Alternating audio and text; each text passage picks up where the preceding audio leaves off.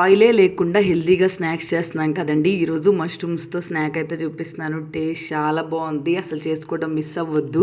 Recipe చాలా simple, 5 మినిట్స్లో అయిపోతుంది. అన్ని కట్ చేసుకొని ఉంచుకుంటే మష్రూమ్ అయితే కట్ చేసుకొని వాటర్లో వేసుకొని పెట్టేసుకోండి. నెక్స్ట్ ఒక బాండి తీసుకొని స్టవ్ మీద పెట్టుకొని అందులో బటర్ వేసి, బటర్ కొంచెం హీట్ అయిన తర్వాత గార్లిక్, ఆనియన్స్, క్యాప్సికమ్ వేసుకొని ఫ్రై చేసుకోండి. ఈ 3 కొంచెం ఫ్రై అయిపోయిన తర్వాత మష్రూమ్స్ అయితే కట్ చేసుకున్నాం కదా ఆల్రెడీ, అవి అయితే వేసుకొని ఫ్రై చేసుకోండి. కొంచెం మష్రూమ్స్ కూడా కొంచెం ఫ్రై అయిపోయిన తర్వాత సాల్ట్ అలాగే పెప్పర్ పౌడర్ ఉంటే వేసుకోండి, లేకపోతే లేదు. తర్వాత chilli flakes, oregano, Italian seasoning అయితే వేసుకొని ఒకసారి బాగా కలిపేసుకోండి.